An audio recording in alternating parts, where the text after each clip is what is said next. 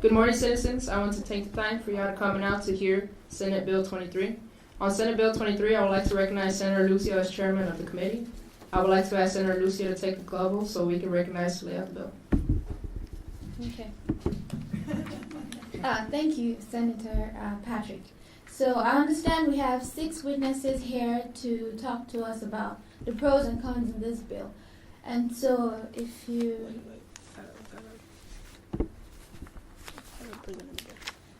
but before we do that, yes, I'd like Senator Patrick to lay out the bill and tell us more about it before we go on.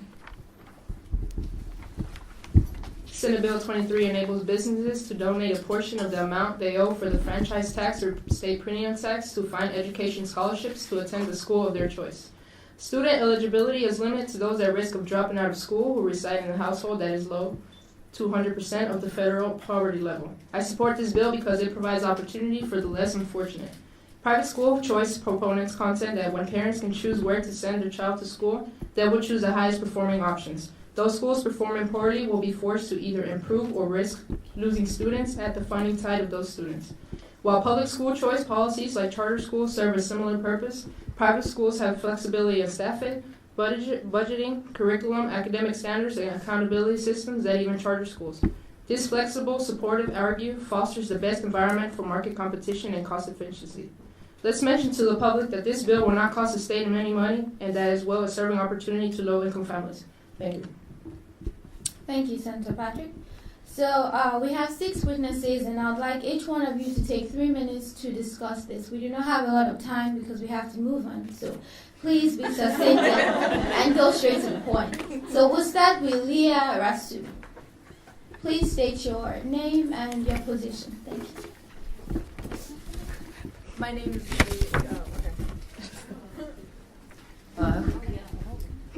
My name is Leah Rasu. I am an unemployed Texas public school elementary school teacher, and I am for school choice. So as I stated, I was a teacher and I worked in an elementary school in Travis County, and I was let go. While I was working, I had a class of 40 students. Our textbooks were falling apart, and we just did not have the resources to teach them. A lot of them were reading on a first grade level, and they were 5th graders. I talked about this extensively with my fellow teachers, and they agreed that there was just no money going into our classrooms. But the problem was we were seeing this money, and it just was not manifesting in an educational way. Recently, when we talked to the principal of our school and the administrators, they stated that they did not have any money for us. Like I said, they were actually building a new stadium for our football team, and they told us that there was no money for us, and yet here we were seeing it just being mismanaged and going towards other endeavors that were just not helping us. I continually questioned this. I decided that this was not right, that there were a lot of kids in my classroom who I suspected of being special needs and needing that help, but the administration either ignored it or they denied it because they did not have the money to go into special education programs. Knowing that these students would not go in there, they left them in my classroom and they suffered for it. I believe with school choice, a lot of these students can have the opportunity to go to a school where they can be helped. Less students will be in our classrooms, more money will be going towards the right endeavors because, as you know, a lot of these people are not being held accountable for where this money goes. There has been a report that during the press release Diane Axley brought up where a lot of times they will just have something as simple as instruction. And instruction can be something that is an educational experience between staff and students. And that can go a long way, and that is very vague, and I have seen it manifest in my own school. So with competition, because a lot of these students will be leaving, administration will shape up, see that they need to start managing their funds in a more successful way. And I feel that not only will there be more students in the class, will there be less students in the classroom, but we will finally get the resources we need to teach them effectively.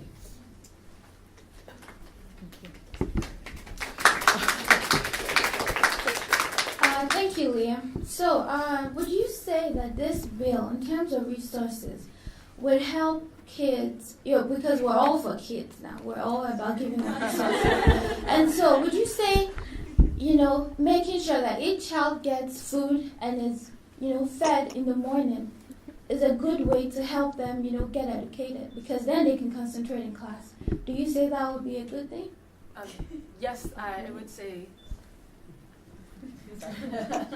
I would say that is a good thing, and that is something that the schools can also put money towards. But again, that's not what they're doing. Recently, they were holding magic shows, or they were using the money for travel and. Hello? Okay. Recently, they were using the money for travel and accommodations, and that's not where it's supposed to be going. They do not. Care about the kids, and a lot of times we suggested that a lot of these kids weren't eating at home, and when they come in the mornings, that there should be food out there for them, and that having this would help them. With a lot of private schools, and with this money going towards them, they can use it not only to get to school and have a better education, but they can also use it towards food in the morning, and during lunch, and after as a snack. Yes. I don't know if this is gonna work. I have a quick question. Oh, it's okay. Wait, Okay, that's great. But before we go ahead, because I have a bill coming up, it's Senate Bill 73, and it's about food for kids. So I'd like you to testify on that. Does anyone have any more questions, comments? You have I'd one? like to be recognized by the chair. Okay, No, go wait, ahead. the vice chair, right? Senator Vanderpute. Vanderbilt. Good morning, Ms. Rossio, and thank you for taking the time out to come and speak with us. I wanted you to expound on this idea of competition that you talked about. Of course.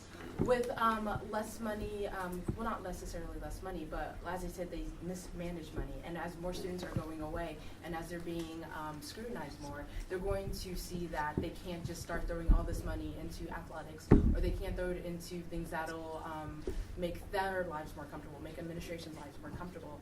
And in order for them to be at the level where they can have a lot more students come in, they're going to have to start using their money better. It's not the fact that there's a lack of funds, it's that they just don't know how to use these funds. So do you advocate for accountability systems to be also placed in public schools as well as just private schools?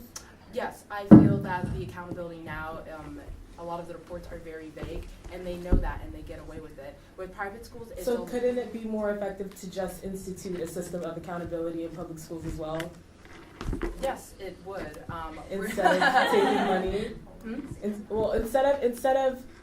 Instead of generally like writing off the public school system as saying that their money is mismanaged, wouldn't it also be helpful to institute like that type of thing into public schools?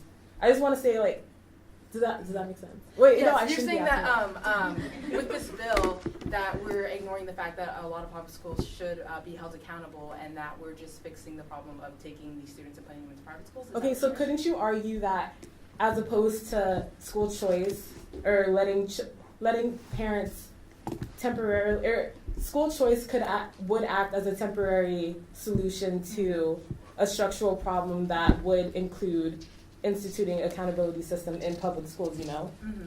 Does that make sense? Do you see what I'm saying? How it's a temporary. That we do want to do. We don't want to completely write off public schools. We do want them to take accountability. But for now, a temporary solution would, for them to take accountability, is to know that they are being So you believe in a watched. temporary solution as opposed to a long-term solution? This is a temporary solution that can turn into a long-term solution. Okay. And by having the students, No, wait! You guys stop it. by having these students taken to private schools, I'm saying that they themselves will then be more accountable for their funds, because right now it's very hard to, or they are being managed by the government, but it's very hard for them to state exactly what they're using it for, because if they did, then they would be under fire by the public and by parents. And in your opinion, how is accountability measured? I just want to know how you, in your opinion, from your research and your staff's research and everything, how is accountability measured and determined? To be more specific in the reports, like I said, they would put instruction, and that can include anything from a coach, helping a football player, do better on the field, which I think, solely on that. Solely on that? Not solely on that, but it could also be something where I said it's going to be a teacher and a student having interaction that is educational. Educational being defined as what exactly? So as I said, they had magic shows. They would spend it on fairs, things like that. And while that is fun, and while that could be nice for the student, it isn't going towards things like textbooks or. So education equals money. to you? Because you're just saying, well, I'm not. Well, wait, because you're saying like mismanaged money is an indicator of the fact that there's no accountability. At this point, I'd like to say we need to move on. Sorry. We understand your point, and she has made a good point about how we can make schools more accountable. So, I just wanted to understand. thank you, Senator. Does anyone else have a comment, question? No, it's it. Comment. Okay, I would go like to be ahead, recognized. Senator Patrick. And I think you made a good point, Madam.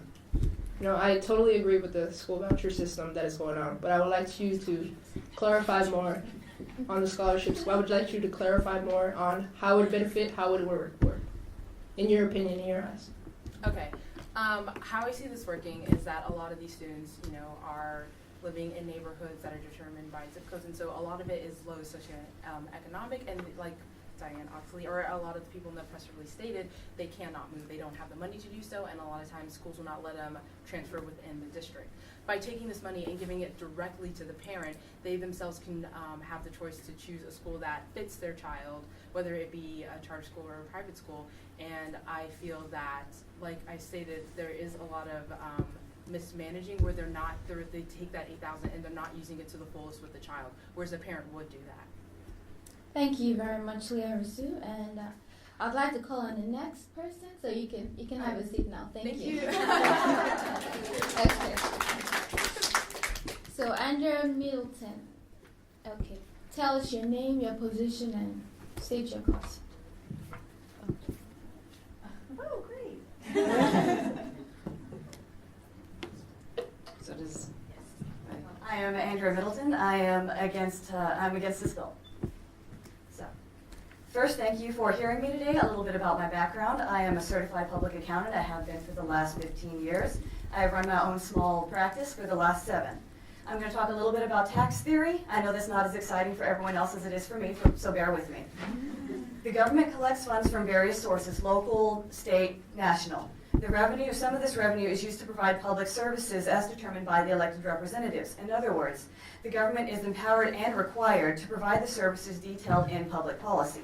Currently, some of these funds are used to provide services for the general good, such as road, parks, and public education. Obviously, the services aren't used by everyone on a regular basis, and people have the right to choose not to use them at all. However, that does not mean that people are entitled to reimbursement from the services they don't use. For example, I can choose to never set foot in a public park. That doesn't mean that I'm entitled to a check or a tax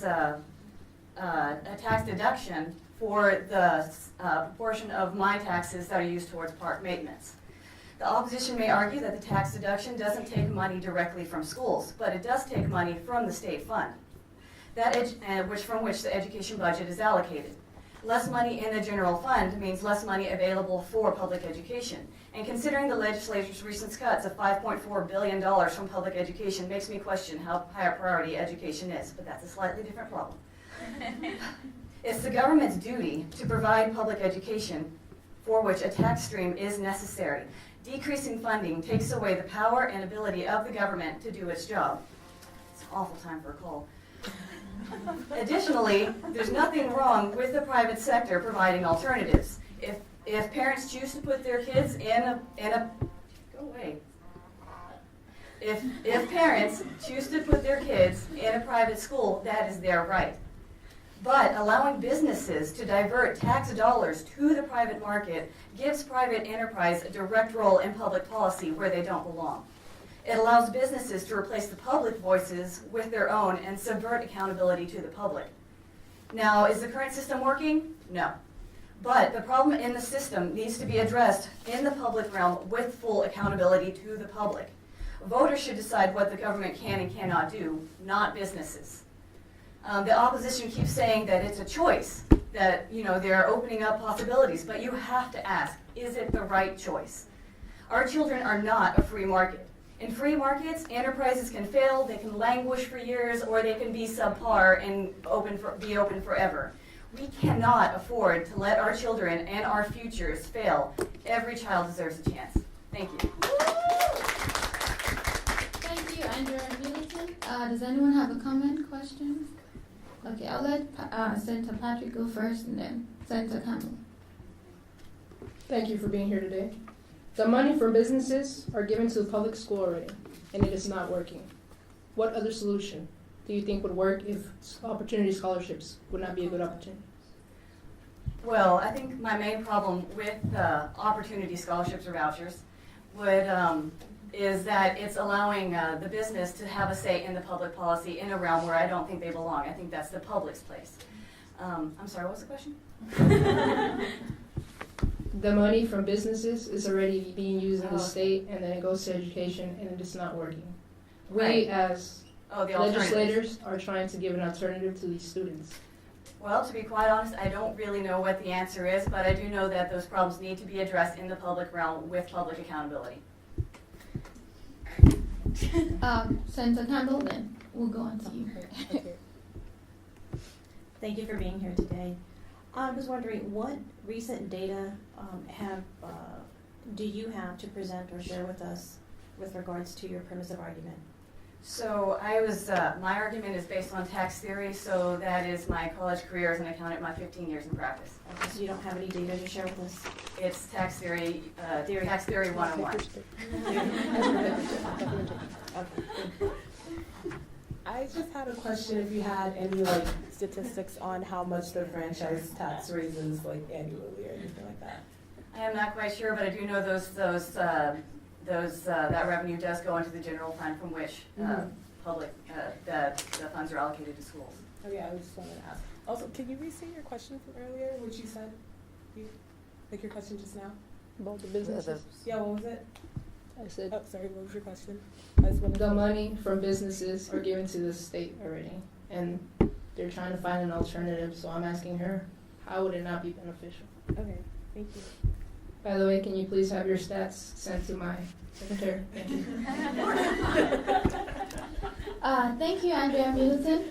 Thank you for that contribution. You may have your seat.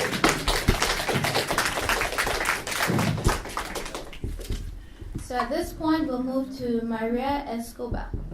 And please state your position, your name, and your cause.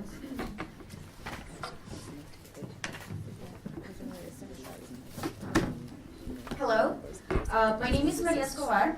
I own a small boutique. I came to this country 20 years ago. I got married, I became a citizen, and I have been working at stores for over 20 years. With hard working, during 15 years, I was able to save enough to open my own business and start my little boutique. Now, I pay my taxes and I work very hard every day to succeed.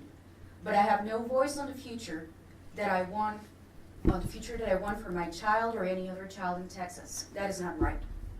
Texas is booming in business, but we're failing to our children. Not only me as a business owner, but in any other industry in Texas, we all need qualified personnel, highly educated future employees to keep up with the demands of the companies that are coming, offering opportunities for young Texas. And yes, we need to be the voice of the child that does not have a choice. We cannot all be company managers. There's no enough opportunities for all of us to be in the high positions in every single company. We need the cashier, we need the cleaning specialist, we need the cook, we need the engineer. But how do we get that? How do we get there if we don't know how to add or how to subtract, as it happens every day in my store whenever I'm trying to hire a student from a local high school to be a cashier? We cannot keep on waiting. Do we want this success that we have had in Texas for so long just to slip out of our fingers by waiting for bureaucracy, for this bureaucratic system to be changed while we neglect our children? We cannot keep on waiting. We are affecting the lives of each child that is waiting till they get to 3rd grade before they realize that they cannot read. We need to offer the choice to succeed to these children by allowing those $8,908 to follow the students to schools that offer them better opportunities. We cannot wait anymore for a change. We need to change now. We need the opportunities now. We need to choose to succeed. Thank you. Thank you very much, Maria. That was very insightful. Does anyone have a question, comment? Okay, go ahead. Sorry for all these questions. Sorry. Can I ask how much your business revenues per year? Like, how much do you make annually? Well, we are a very small business. It all varies. Last year we did probably around $40,000. 40,000. Yes, So- with that, I have to sustain my family, and I have one person that helps us part-time as I'm trying to go to school right now. And so, do you understand that the business tax would only be levied on those businesses that make above 1.5 million per year, right? Yeah, I understand that, but as I'm stating before, Wait, The so you're education you're is not- advocating for a program that you would have that you wouldn't be paying into? I know, I understand what you're saying. I am a parent too, and I am a parent too, and not only I'm a parent, but also I have a business, and I realize that every day there's people knocking on my door asking for a job that they are not qualified. If we don't have Texans that are even qualified to manage a cashier machine, how are we expecting to allow those young Texans to go into the industry? How do we want them to become engineers? How do we want them to become doctors if they don't know how to subtract? Okay. And this is why I believe. Oh. Hello? Okay. And this is why I believe this bill would be very useful, because if one child can be given that opportunity to learn, to get a better education, then maybe that child can influence the other children in his or her community, to learn, because kids learn from each other. And so if a child can go to a better school and learn to subtract and add properly, probably go back home and say, hey, do you know what I learned today in school? So I think that's a very good stance, and I believe this bill will be very useful for our community. Senator Lucio, if you allow me to comment on that, I think that you have a very valid point. Education is not completely linear. We learn from each other, and we learn as a community.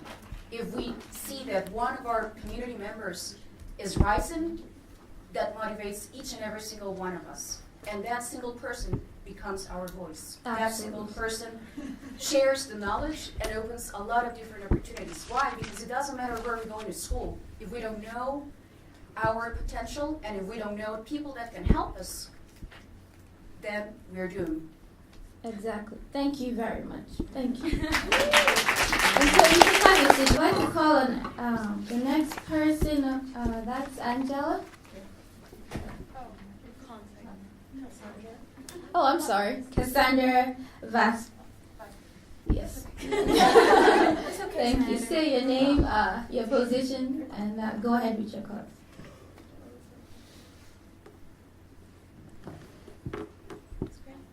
No. Higher. A little higher. Collar. Like no, like right. Yeah. Yeah. Okay. Not working right. Oh.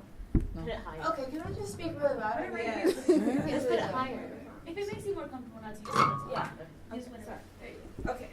Well, good morning, everybody. I am a principal. Teacher, right? I am a teacher. Was a teacher, now principal at Hector Garcia Middle School in Texas. And my name is Cassandra Vasquez. This is what I do. And I am opposing this bill here today.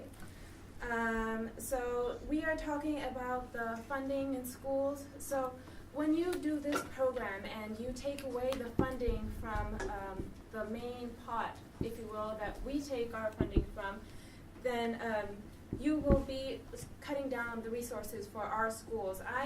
My school actually is one of the low performing schools, so we need the help here. We don't need you to go with your money to a private school. Let's address the real issues here. These are not scholarship programs. These are vouchers. They are coming from a different source of money, yes, but they are still vouchers. We do not need your money in a private school. Private schools are doing great, and they do not need any more money. We need the help here. Let us stop addressing this issue and let us get to the base of the points that are of problems at our public schools. Private schools are not, they're not forced to take in these children. These are low resource children. They are behind on their schools and on their teachings. They are not up to par with other children.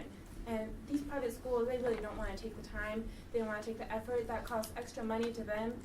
And we take all the children. We are a public schools for everybody. So we take all the children that nobody else wants, that nobody else can afford to have, that are not capacitated. So we are those schools that are really at a disadvantage here in this program with the school vouchers.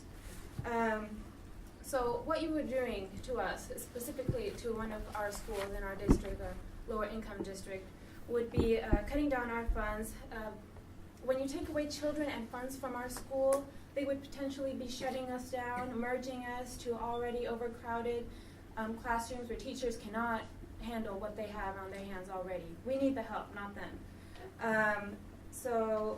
And the children that are left behind are really on the bottom tier of these poor people. What I understand from the bill is that it would have to be a poverty level of 200 times or more the federal level poverty level. So the people that would really be taking advantage of this voucher program would be the very top tier. So it would be the closest to middle to upper class that you can get on that spectrum.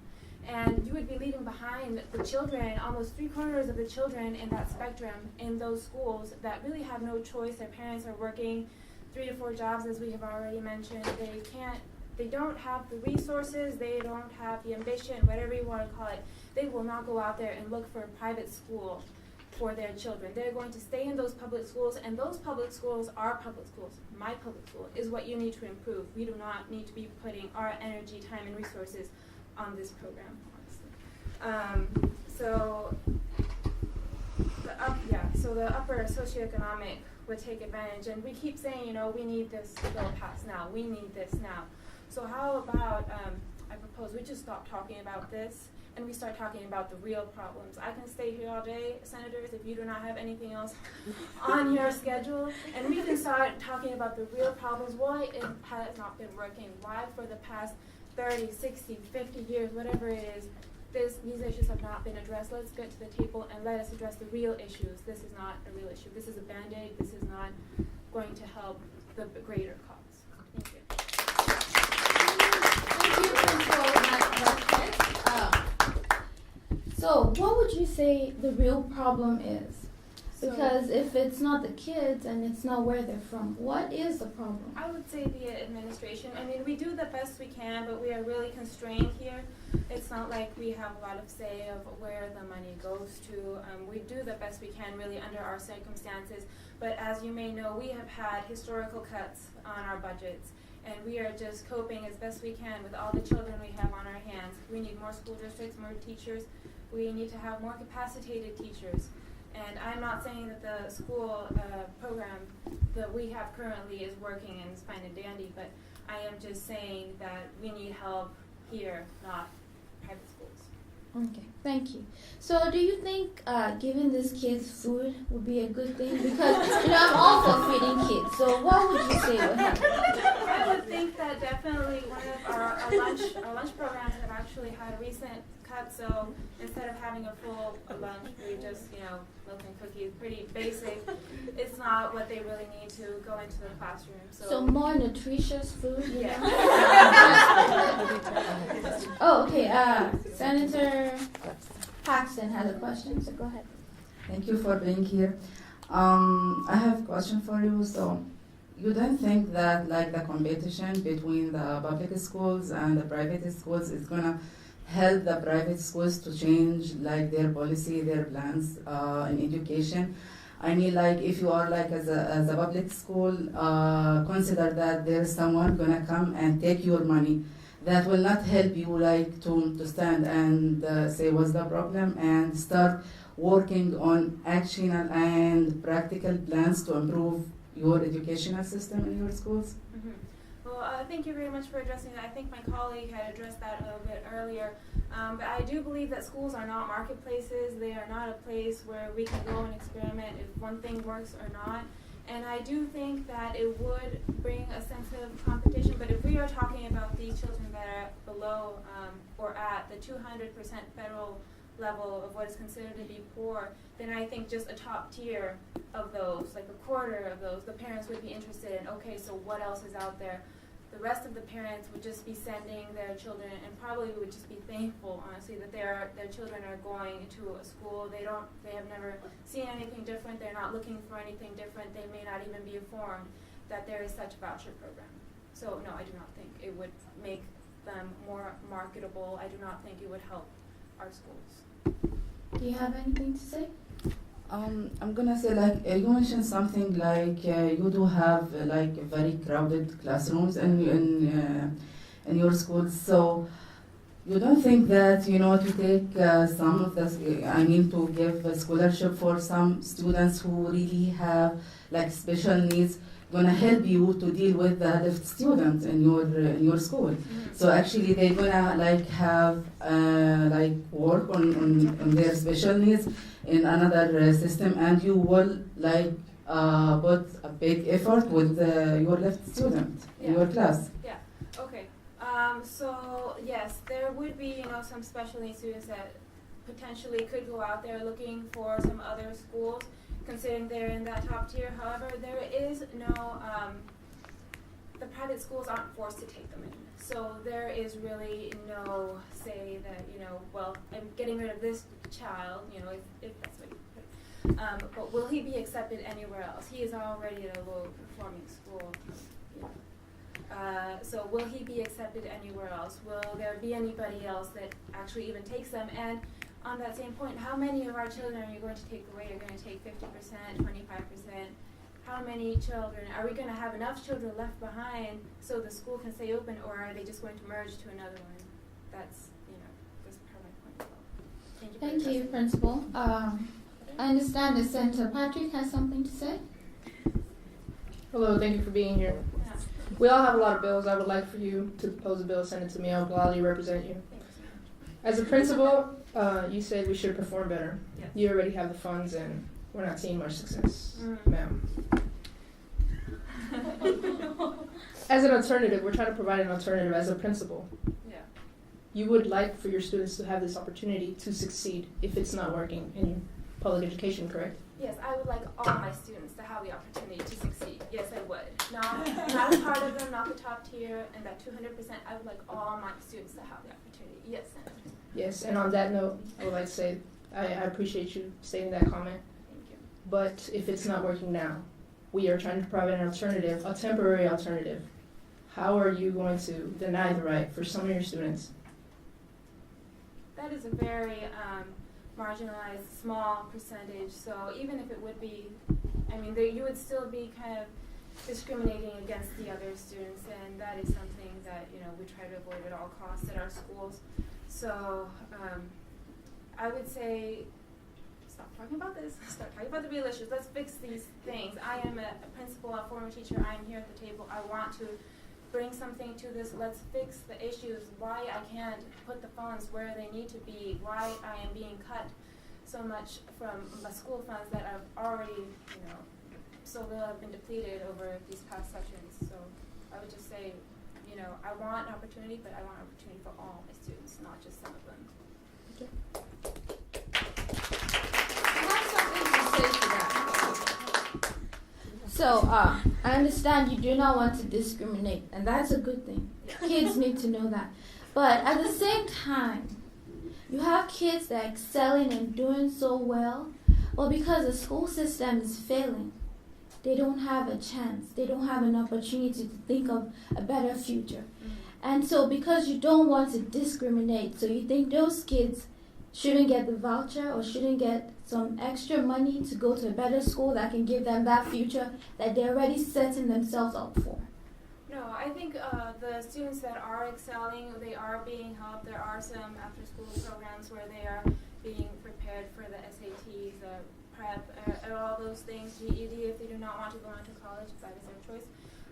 But again, it is funding. We do not have funding. I am saying that it would help a minority, and then it would not help a great majority. The parents can't help their children. So I would just say give us the funding. Help us, more than really the funding, we just really need structural problems and bureaucratic problems. Our hands are tied, really. So if we can go ahead and fix these issues, then I will stay here. That's great. Thank you. In one semester, With the loving guidance of her teachers, Maddie went from speaking gibberish, not being able to request her preferred drink, and nowhere near potty trained, to a 4-year-old girl who could socially communicate and was fully potty trained. Basically, Capital Private School introduced me to my child. At the end of her first year, we took her to UT Speech and Hearing Center for another evaluation. I was very nervous to hear the results and was elated to learn Maddie was now ranking within the normal ranges for receptive and expressive language.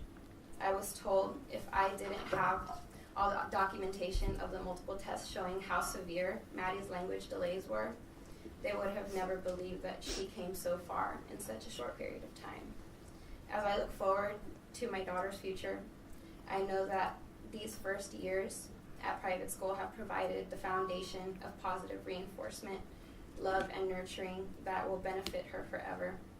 If Texas Equal Opportunity Scholarships could do the same thing for all or any other children like Maddie, it can be the opportunity needed for all other children struggling in Texas' education system. Thank you very much, Angela Morales. I'm sorry. I believe Senator Patrick has something to say, so we'll let you. I would like to.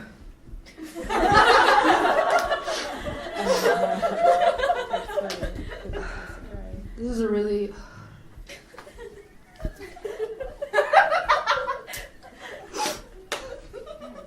I apologize.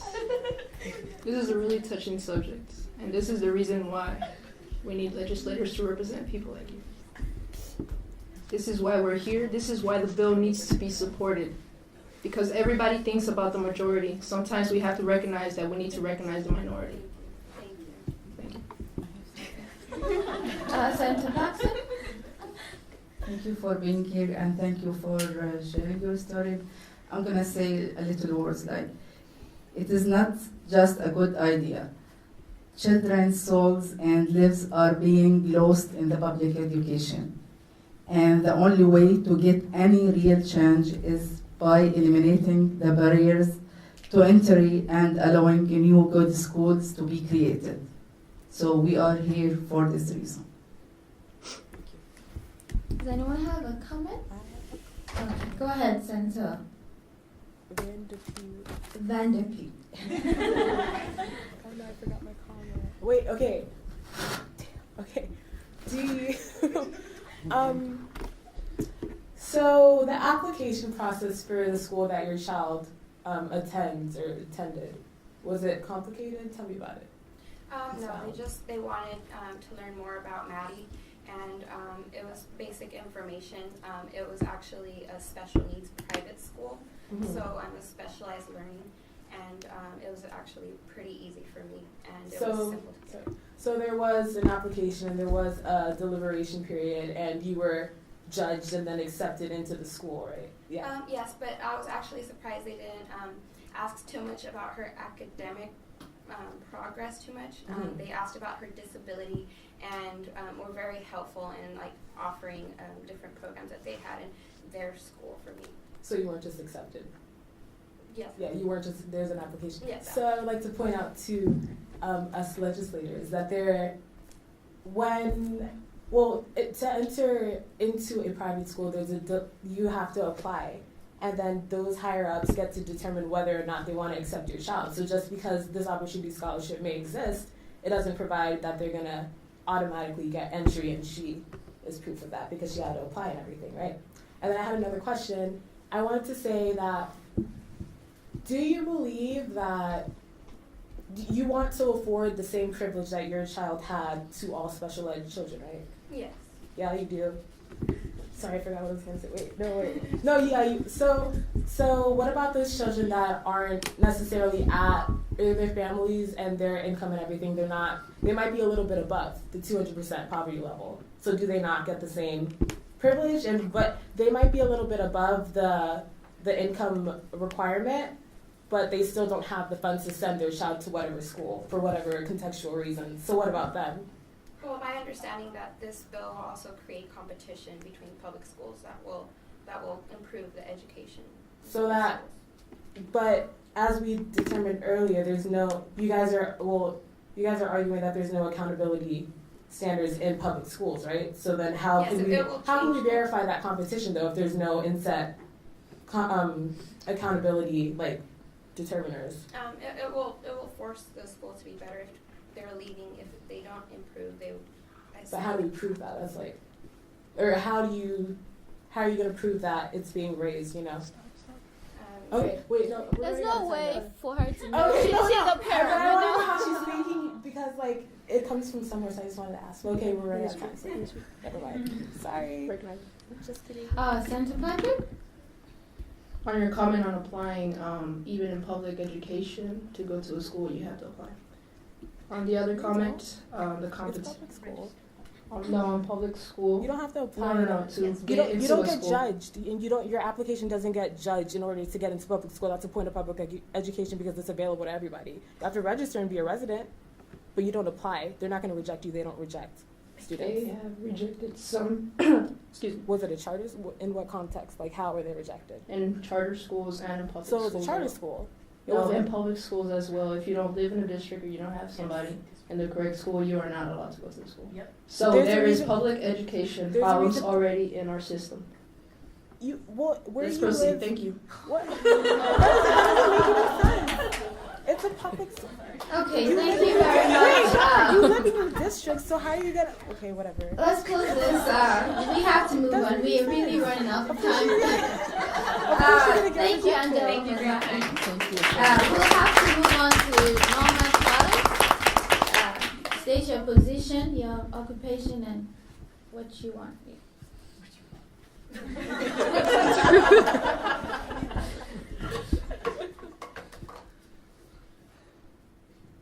I'm a little nervous. I'm a high school student. Good afternoon, senators. My name is Norma Torres, and I come to you from Milwaukee. And I come to you from Milwaukee because I believe that Texas can do it right. You guys have extremely intelligent senators, as I am looking at you, and you can make it right. Let me tell you my story. When I was in 7th grade, I applied under one of these vouchers for a school. Luckily, my mother knew how to navigate the system. The first time they rejected me because they told me that my test scores in Milwaukee, I'm using Texas terms, of course, so you can understand, were not high enough. The second time, I was granted another voucher, and I was able to get in, but the private school then decided that I should be held back a year so I would not make their statistics look bad. Because keep in mind that if I were to fail, the school looks bad. So they put me a year behind. While I was at the school, I was called names. The girls whose mothers drove BMWs made fun of my mother, who worked really hard to pay for my bills. The psychological effects that has on a child needs to be considered. And for once, we need to listen to the students that are in these programs. If you are called poor, if you're called a minority, and if you are called a Latina every day of your life and looked down upon for it, it affected me. And it affected me a lot. Senator Patrick, you may start to cry now, sir. And it affected me a lot.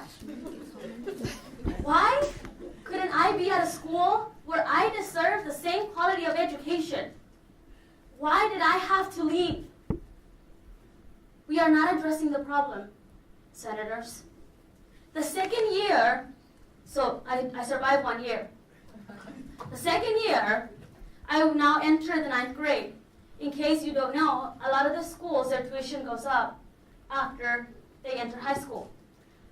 The $7,000 that I received and the partial scholarship, because I did receive a scholarship from the school, was not enough with my parents' income, with my mother's income.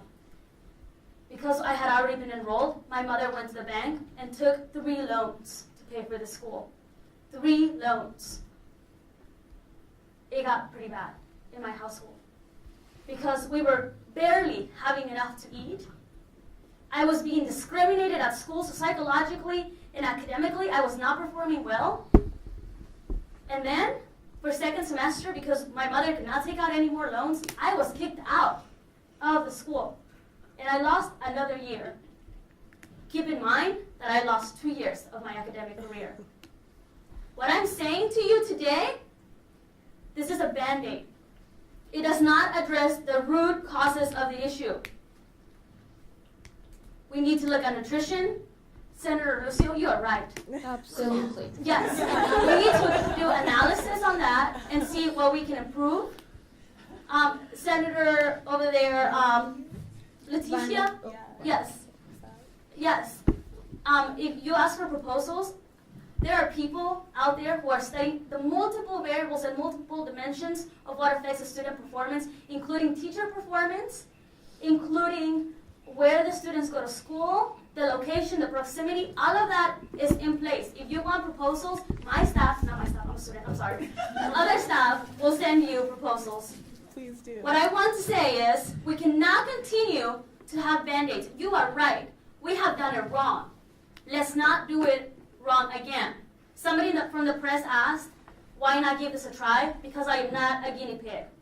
I am a student who deserves equal education and not only equal education, but quality education, no matter where I go to school. I am not a guinea pig. This is a Band-Aid to the problem, and every child deserves a chance. Thank you very much. Thank you, Norma Torres. Before we go on, I have to say something. In terms of nutrition, this is why my meals will be very good for students. Because, like you said, it's important. Students like you that could not afford a 3-square meal or even, feed or do anything. Senator Lucio, So, please. Senator Lucio, may we proceed to the bill? Senator Lucio, I agree with you, and I would be happy to work with you to ensure that every child is having a proper lunch and breakfast. thank you. We'll let Senator Patrick say something. Senator Lucio, that was a nice statement on nutrition. On your comment about me crying. I cry because I care enough to try to make opportunities for my citizens. For all your citizens, right? All of the citizens. Just like you, if we would have gave you an opportunity scholarship, you or your mother wouldn't have to take out 3 loans. Oh, did you not listen? No, I did. They gave me one. Yeah. I would like you to change your tone of voice with this is respectful, please. Of course, Okay. Senator Patrick. For decades in education, we've been trying to get it right. And I understand your statement on guinea pigs. But just like America, we started off in the colonies. And you have to remember we didn't have it all right at first. So, to start off with that, we have to start off somewhere. Senator Patrick, I would like to address very respectfully that perhaps that's not the best example considering historically what we have done with marginalized communities. We're not speaking on that term right now. I'm just giving Well, a that's the big example statement. you gave, Okay, Senator okay. Patrick. Now, on another statements, how do you know it will not work if we haven't implied it? It's like you said, Texas is an amazing state and we have amazing representatives, correct? Like you said. Now, we haven't applied it yet. You can't judge if we haven't tried it. Thank you. Senator Patrick, I would like to address that from a statistical view. You are 100% right. And because, guess what, when I was at the airport, when I was coming from Milwaukee, I was walked by the most beautiful people. I love Texas. I love you guys. You're wonderful. They even gave me food and everything. But Senator Patrick, you are right. Statistically speaking, we have seen that some studies say that it works and some studies that it doesn't work. What I want to ask you is, are you willing to take a chance on all your students in your state? Thank you, sir. You're going to take forever. Okay, can you send me statistics? If you speak on statistics and you speak more about it on the Texas, how would it work? How it would not work in your term of view? Right. So statistically speaking, obviously, Numbers, please. you need to look at. You need to look at different variables. You need to look at your sample size, your marginal error. I can go on and tell you everything you need to look at. And precisely because we don't have data that is that shows that it works all across, you shouldn't obviously apply it because nothing can tell you that it will work for sure. Don't take a chance and don't use kids as guinea pigs, specifically kids who happen to be poor and a lot of the times from marginalized communities. Thank you, Ms. Torres. I believe Leticia has a comment. Question. Wait, what's your name again? Is it Norma? Yes. Okay. Hi, Norma. Thank you so much for coming all the way down here to speak with us today. And I think you're a shining example, of the horrors of school choice, of the horrors of it. And I just wanted to ask you, I just wanted to point out to the legislators the arbitrary nature of the term higher performing and when referencing public schools, because I want to ask you, Norma, about your challenges as you went to that private school. Did anything in your home situation change? Like, did that opportunity provide you with any other like contextual like opportunities that you didn't have? That like, does that make sense? Yeah, it makes sense. Yeah. Great question. And I'm really glad that you addressed that. So when I was in a public school, I used to play soccer, and I used to play soccer for a very minimal amount. When I was playing soccer for this private school, all the girls had cleats that cost thousands of dollars, and it created discrimination among the team. They made fun of me, and a lot of the times I felt like the coaches were also discriminating because I didn't have the right clothes or the right socks. So when we look at how much it's costing, we also need to look at all the different expenses that come with going to these private schools. Also, psychologically speaking, the stress levels at my home were very high. And I wanted to talk about that stress level, because I don't think it's right to call a private school higher performing when those students at those schools are more affluent and don't have to deal with all the societal disadvantages that kids who go to public school face. And I think that's one thing that school choice doesn't necessarily address. And just because you take a student out of the context of that public school and put them in that private school, it doesn't change any of the socioeconomic disadvantages that they already face. And I think that I wanted to thank you for showing us that and showing all the legislators that fact. So thank you. You're welcome. I believe Senator Campbell has something to say. Thank you for being here today, Ms. Vasquez. I'm Flores, but thank you. Flores, sorry. Or Torres, is that correct? Yes, ma'am. Thank you. My apologies. I was wondering, what was your number one reason for choosing to leave the public school system? It was not my choice.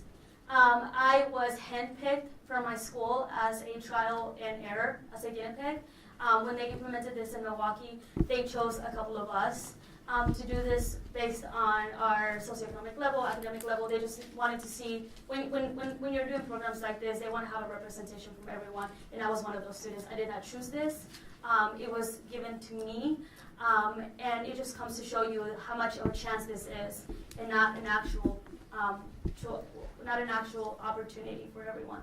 Okay, I'm just checking for understanding, because you said that you chose to go back the second year. Well, so the second year, at that point, so the way private schools work is they just, unless you tell them that you're not coming back, they automatically put you on to the next year, sort of like public schools. And so at that point, my mother had already taken a lot of loans, and a lot of people told my mother that because this was a private school, and by the way, my mother didn't even feel comfortable because all the a lot of the after-school programs for the parents were all in English, and my mother struggles with her English language, so she didn't even feel accepted. But because I was part of this trial program, I had to continue until I said enough. What about all the students? And by the way, Senator Campbell, I know you talked about having concrete proposals. I'm sure we can get together and send you a couple of proposals of what we can look at. Oh, I didn't ask for anything, thank you. Oh, you're welcome. Talking about choice, you make yourself sound so helpless, and that's quite sad because this is America, you know? The land of opportunity, freedom, it's your choice. You're free to do whatever you want to do. They picked you, but you didn't have to go. You could have said no. So I just wanted to make that statement. And since we have other bills we need to attend to, we would like to make a vote. And thank you for your time. Remember, thank you. Yeah, thank you very much. Opportunity for everyone. Yes. Thank you.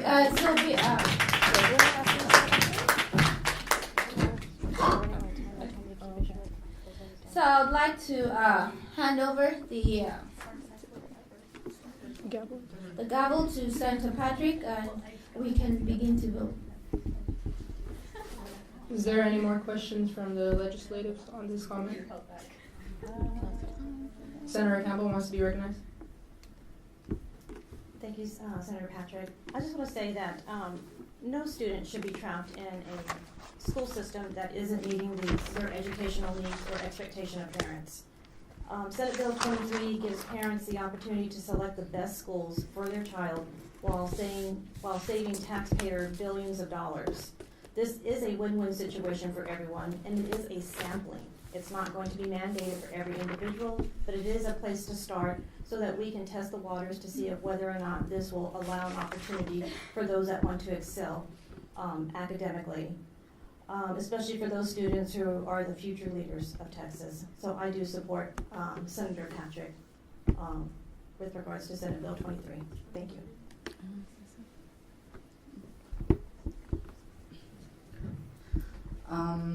For kids that want to do something different, and for parents who want to do something different than what they are at now, I would like the opportunity to move their children to whatever is best for them. Every kid is different. Every situation is different. The dollars ought to follow the parent and the kid, and not just the city they live in. I do support this bill. Thank you. Based on the fact that every kid deserves a choice and deserves to have a chance, I would like to support this bill, and I would say in regards to my bill, Senate Bill 73 on food choice for kids, I'd like to revisit this issue, and yes, I support this bill entirely, and yes, let's vote for better nutrition for our kids. Senator Lucitia wants to be recognized. I just want to say that I do not support the bill, but also that, why is this? Okay, also that I think that this bill is a shining example of the fact that education in this country is becoming more marketized and becoming less significant than it used to be. Because I think that one thing that this bill imposes is the disillusion of unity within the American community to all work towards generating a better education for our progeny and for our future. And I think that I just don't, it's just not not that it's just not good, but I just feel like this would be the first step in a decline of public education, and it's going to become more binary, and there's going to be greater inequality, very detrimental to the majority, and I don't think that's something that we can just ignore. So I don't support the bill, and thank you for your time. On your comment, Senator Leticia, just like affirmative action causes segregation, like you were saying, it has a good reasoning behind it. So how do you know opportunity scholarships would not be good? I would like to point out that the biggest recipient, or the biggest people who benefit from affirmative action are actually white women. So just because you think that it has it may have a good intent behind it, but there are other societal factors that may skew the result you want to see into another direction, if that makes sense. So I don't really think the two things can be compared. I don't really think the two things should be compared, but what was the other part of your question? I'm sorry. There was like two parts of it. It's like, how do you know opportunity scholarships would not help, like affirmative action has helped? I'm not going to lie and say that opportunity scholarships wouldn't help. They would help specific people, though, and that's the downfall of it, because it would help a minority at the expense of the majority, and that isn't fair to the whole American people. That's not right. Those aren't the values we were built on, the nation was built on, and that just isn't what America is supposed to be about. It's supposed to be about equal opportunity, and opportunity scholarships don't afford that to all people. So. Okay, me and you, we both agree on education. Now I just want to question your political ideologies. Sometimes do you feel that the minority should suffer for the majority? It depends on the context. This is the context. So you mean here? No, you didn't specify though. You just said. Overall. I'm just saying. You said it depends on the context. This is one of the situations. So, but I'm saying in your political ideology overall, do you believe that the minority should suffer most of the time on the majority? We are both passionate about education. Wait, you just switched. The minority should suffer? No, you said in the overall, the majority. Yes. Okay, the minority should suffer because of the majority most of the time. You said based on context. I'm saying this is one of them now. We both like education. I'm saying that instead of looking at it in that scope, yeah, that minority may be suffering, but we have to make more moves towards building everyone up at an equal pace. That minority may be suffering for now, and I'm not gonna lie or say that that isn't happening, but what's most important is everyone. We should prioritize equaling opportunity for everyone in the country, and that Band-Aid and this program is a short-term solution that's not gonna provide for any long-term benefits, is what I'm saying. So. Thank you, Senator Leticia. That was very insightful. Now, if we can please move on. Since I would like to push the bill to an emergency hearing, I would like to now take a vote if there aren't any restrictions on the bill. For those in favor of the bill, say yay. We'll do it, y'all. 4 out of 5. Thank you.